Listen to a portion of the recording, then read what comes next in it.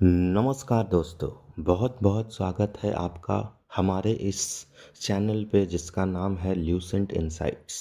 ये चैनल आपको ल्यूसेंट का जनरल नॉलेज, ल्यूसेंट का ऑब्जेक्टिव और ल्यूसेंट का जनरल साइंस को क्रिस्टल क्लियर करने में मदद करता है।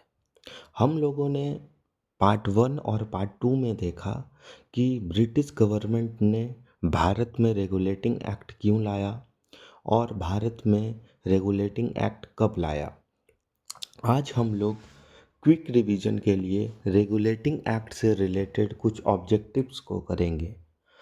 तो ये ऑब्जेक्टिव्स आपको फर्दर रिवीजन के लिए फ्यूचर में किसी भी कॉम्पिटिटिव एग्जामिनेशन के रिवीजन में मदद करेगा।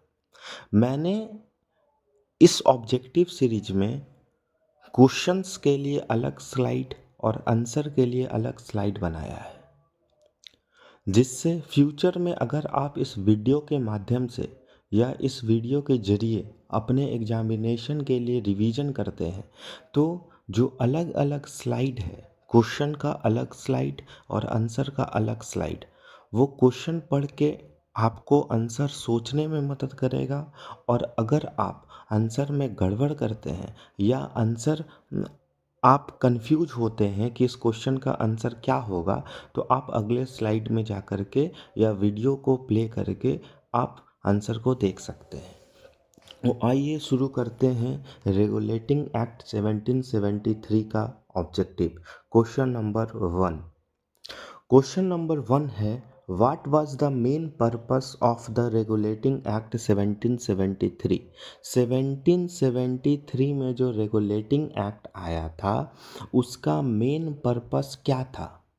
तो 1773 में जो रेगुलेटिंग एक्ट आया था उसका मेन पर्पस था to bring the East India Company under British parliamentary control. 1773 में जो रेगुलेटिंग एक्ट आया था उसका मेन पर्पस था कि ईस्ट इंडिया कंपनी को ब्रिटिश पार्लियामेंट्री कंट्रोल के अंडर में लाना। यानी अब ईस्ट इंडिया कंपनी को कौन कंट्रोल करेगा? British parliament. आइए अब नेक्स्ट क्वेश्चन पे चलते हैं, क्वेश्चन नंबर 2। तो क्वेश्चन नंबर 2 है, who was appointed as the first governor general of Bengal under this act. यानी इस एक्ट के तहत, किस एक्ट? Regulating act 1773। इस एक्ट के तहत किसको गवर्नर जनरल ऑफ बंगाल सबसे पहली बार अपॉइंट किया गया था? यानी सबसे प्रथम गवर्नर जनरल ऑफ बंगाल यानी first governor general of Bengal कौन था? मुझे उम्मीद है आप इसका आंसर जानते होंगे। तो पहला जो गवर्नर जनरल था बंगाल का वो था वारेन हेस्टिंग। ओके, तो आइए अब हम लोग तीसरे क्वेश्चन पर चलते हैं। Next question is, which judicial institution was established by the Regulating Act of 1773? very easy and very important question। कौन सा जुडिशियल इंस्टीट्यूशन था जिसको रेगुलेटिंग एक्ट 1773 के तहत एस्टेब्लिश्ड किया गया था? तो वो जुडिशियल इंस्टीट्यूशन था सुप्रीम कोर्ट ऑफ कलकत्ता, जिसको 1774 में स्टेब्लिश किया गया था। कहाँ? फोर्ट विलियम में। फोर्ट विलियम कहाँ है? कलकत्ता में, जहाँ पर एक चीफ जस्टिस थे और उनको असिस्ट करने के लिए 3 जजेस को भी अपॉइंट किया गया था। Next question, how did the act control corruption among the company officials. कैसे जो ये एक्ट था रेगुलेटिंग एक्ट, वो जो कंपनी ऑफिशियल्स के बीच में जो करप्शन चल रहा था उसको ये एक्ट कैसे कंट्रोल करता है? It restrict private trade and bribe taking by officials. Regulating act जब आया तो इसमें एक प्रावधान था, ये लिखा गया था कि 1773 के पहले कंपनी क्या करती थी कि प्राइवेट ट्रेड करती थी। तो रेगुलेटिंग एक्ट क्या करता है, उस प्राइवेट ट्रेड को और ब्राइब टेकिंग ब्राइब का मतलब घूस लेना। जो कंपनी का ऑफिशियल्स यहाँ के लोगों से घूस लिया करते थे या जो अपना खुद का प्राइवेट ट्रेड करते थे, उस पर पूरी तरीके से रोक यानी प्रतिबंध लगा दिया गया ब्रिटिश पार्लियामेंट के द्वारा रेगुलेटिंग एक्ट के तहत। Next question, how did the act regulate the financial affairs of the East India Company? कैसे ये जो एक्ट है वो ईस्ट इंडिया कंपनी के फाइनेंशियल अफेयर को रेगुलेट करता है। It limit dividend payments and require financial reporting to the British government. ये क्या करता है कि जो डिविडेंड पेमेंट है और जो रिक्वायर फाइनेंशियल रिपोर्टिंग है उसको आपको ब्रिटिश गवर्नमेंट को रिपोर्ट करना पड़ेगा। What administrative body was formed to assist the governor general? कौन सा एडमिनिस्ट्रेटिव बॉडी जो है वो बनाया गया था गवर्नर जनरल को असिस्ट करने के लिए, गवर्नर जनरल की मदद करने के लिए? तो इसका आंसर है an executive council of 4 member. Governor general की मदद करने के लिए ये एक 4 मेंबर का एग्जीक्यूटिव काउंसिल बनाया गया था। यही एग्जीक्यूटिव काउंसिल के चलते और इन्हीं 4 मेंबर के चलते जो है भारत में एक्ट ऑफ सेटलमेंट भी लाया जाएगा, जो हम लोग नेक्स्ट वीडियो में पढ़ेंगे। ये भी एक कारण होगा 4 मेंबर एक्ट ऑफ सेटलमेंट का, जो कि 1781 में भारत में लाया गया था। आइए अब हम लोग नेक्स्ट क्वेश्चन पर चलते हैं।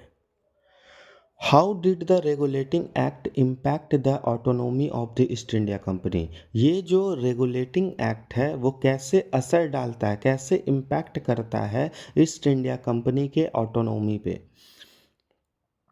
Answer is it reduces the company's autonomy by bringing it under British parliamentary oversight। अब जो पहले ईस्ट इंडिया कंपनी खुद से फैसला करती थी, ईस्ट इंडिया कंपनी के ऑफिशियल्स खुद से फैसला करते थे, अब रेगुलेटिंग एक्ट आने के बाद जो ईस्ट इंडिया कंपनी है उसका ऑटोनोमी को रिड्यूस किया गया और उसको ब्रिटिश पार्लियामेंट्री ओवरसाइट के अंदर रखा गया। मतलब अब इसकी देख रेख कौन करेगी? ब्रिटिश पार्लियामेंट करेगी। Which city became the central hub of the British administrative under this act? कौन सा सिटी जो है वो सेंट्रल हब बना ब्रिटिश एडमिनिस्ट्रेशन का इस एक्ट के तहत? तो उस सिटी का क्या नाम था? उस सिटी का नाम था Calcutta. Next question, Why is the Regulating Act of 1773 considered a turning point in Indian history? कैसे जो रेगुलेटिंग एक्ट है 1773 का वो भारत के इतिहास में एक टर्निंग पॉइंट माना जाता है? तो इसका आंसर है it marked the beginning of British parliamentary control over India. Next question, What was the long term significance of the regulating act? Regulating act का लॉन्ग टर्म सिग्निफिकेंस क्या था? तो रेगुलेटिंग एक्ट का लॉन्ग टर्म सिग्निफिकेंस था it led the foundation for further British governance in India. ये नींव रखता है किस चीज़ का? British governance. कहाँ? भारत में। मतलब जो रेगुलेटिंग एक्ट है ब्रिटिश गवर्नमेंट के द्वारा भारत में लाया गया पहला एक्ट है, इसीलिए इसको माना जाता है कि रेगुलेटिंग एक्ट भारत में ब्रिटिश गवर्नेंस का नींव रखता है। नेक्स्ट क्वेश्चन, अभी हमारा क्वेश्चन ख़त्म हो चुका है। Thank you.